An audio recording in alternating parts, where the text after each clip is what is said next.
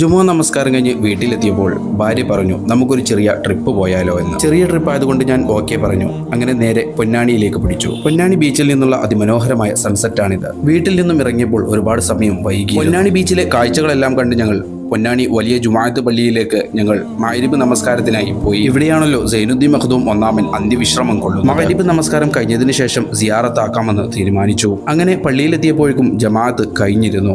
അങ്ങനെ പതിവ് പോലെ പൊന്നാനിയിലെ ഈ പള്ളിയിലെത്തിയാൽ പള്ളി മുഴുവനായി ഒന്ന് കാണുക എന്നുള്ളത് എൻ്റെ പതിവാണ്. പൊന്നാനി ജുമാഅത്ത് പള്ളി എത്ര തവണ ഞാൻ കണ്ടിട്ടുണ്ട് എന്ന് പോലും എനിക്കറിയില്ല. എത്ര തവണ കണ്ടാലും ഒരു പ്രത്യേക അനുഭൂതിയാണ് ഈ പള്ളി കാണുമ്പോൾ. സമയം ഒരുപാട് വൈകിയത് കൊണ്ട് മുകളിലെ നിലയൊന്നും സന്ദർശിക്കാൻ ഞാൻ നിന്നില്ല. അങ്ങനെ നിസ്കാരം കഴിഞ്ഞ് പള്ളിയൊക്കെ കണ്ടതിനു ശേഷം നേരെ സിയാറത്തിലേക്ക് പ്രവേശിച്ചു. അങ്ങനെ ഞാൻ അല്പസമയം ഇവിടെ ചിലവഴിച്ചു. ശേഷം സമയം ഒരുപാട് വൈകിയത് കൊണ്ട് ഞാൻ ഇവിടെ നിന്നും യാത്ര തിരിക്കാമെന്ന് തീരുമാനിച്ചു. സൈനുദ്ദീൻ മഖ്ദൂം ഒന്നാമന്റെ ചരിത്രം ഉൾക്കൊള്ളുന്ന വീഡിയോ ഞാൻ താഴെ പ്ലേ ബട്ടണിൽ കൊടുക്കാം.